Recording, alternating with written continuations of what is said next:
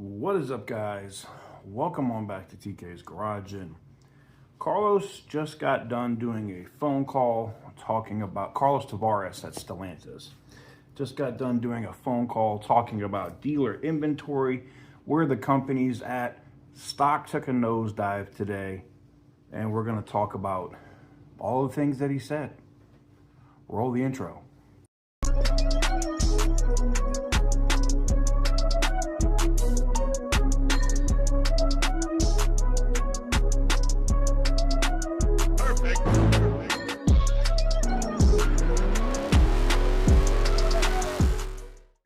That's right, guys. Welcome on back to TK's Garage. Major shout out to my subscribers. I'd be staying on top of stuff while I'd be sleeping because I was up late doing other stuff, getting other videos done. And one of the awesome subscribers had the chance to actually be on the call and send me some valuable information. So on July 25th, Carlos Tavares does a phone call talking about inventory. And, he started the call talking about his third-party accolades, the J.D. Powers and things of that nature, right? He says, what we've seen so far from what we are told by dealers is once the customers reach the showroom, the conversion rate in the showroom is excellent. Oh, yeah?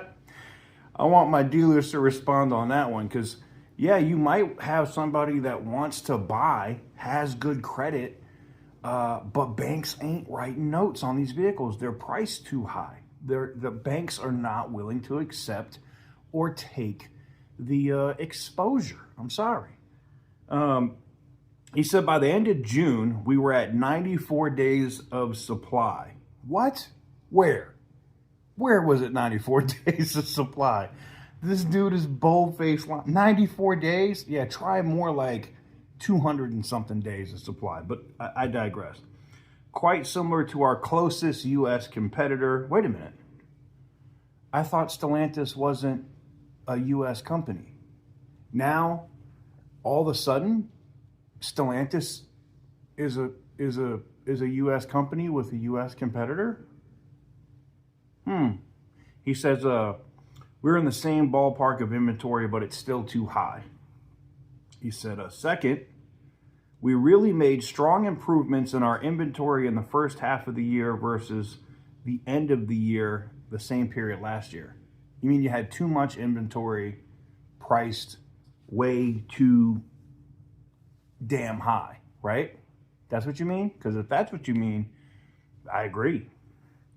And number three, some of our marketing tactics, namely in the United States market, did not deliver the expected results. You mean those Dodge Hornet ads of my inner child and the torque crazy Dodge Hornet? Nobody wants that crap. You marketed the electric,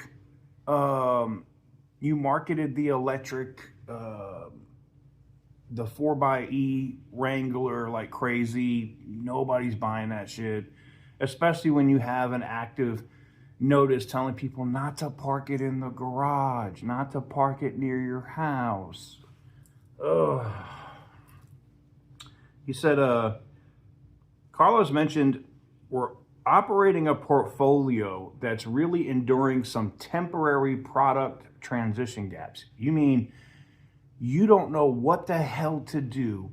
You know you're about to launch this Dodge Charger EV, and it's going to fall flat on its face because you have it priced too damn high. You mean that product gap? Yeah, we know all about that product gap. All about it. He says, this is something of a headwind in North America. Yeah, that's one way to put it. It was over 100,000 units in the first half of the year, and we do believe that we will be progressively reduced to the second half of the year. There are several more quotes showing just how far out of touch Tavares is regarding problems in the U.S. I 100% agree. And my also subscriber ends with this. He said, it sounds like they knew much earlier in the year that they would be cutting production. Yes, yeah, they did. We're going to talk about that in a later video today because we're dropping some breaking news that nobody knows about yet. There's more layoffs. And I'll be dropping that video today. It sounds like they knew much earlier in the year that they would be cutting production, knowing they would be telling the UAW to take a hike. If 100,000 is 94 days, they presume to sell 30 per month, right? That could be ambitious. It's hard to know without historical numbers. Very true. Very true. It just doesn't, this doesn't look good for Carlos Tavares or Stellantis as a whole. Now, this was July 25th. You know, people are starting to look at numbers and kind of fact check his ass and things that he talked about. And, you know, I have guys that are huge at AutoNation, huge at Lithia, and they send me stuff like this all the time. Carlos Tavares is freaked out right now, especially with AutoNation. AutoNation just shut down almost, I know they sold 2, completely closed others, but they're going to run like 30 Ford dealerships out over these 3 states. And on the Chrysler, Dodge, Jeep, Ram side, they've already sold 4, right? And some of you guys that are subscribers, when I did the story, were like, yeah, I noticed it went from AutoNation to this, to Alvis, or all these other names. Yeah, I know. And AutoNation, at least in one state, is looking at closing or ending the franchise agreement with all of those dealerships in that one state with Chrysler, Dodge, Jeep, Ram, which would result in a massive buyback by Stellantis. It could cost them billions of dollars. Now, here's the thing. The market, the stock was actually doing good this week, right? It had recovered a little bit. It was doing good until now. You know, we broke this news about AutoNation, and we talked about this, what, a week and a half ago?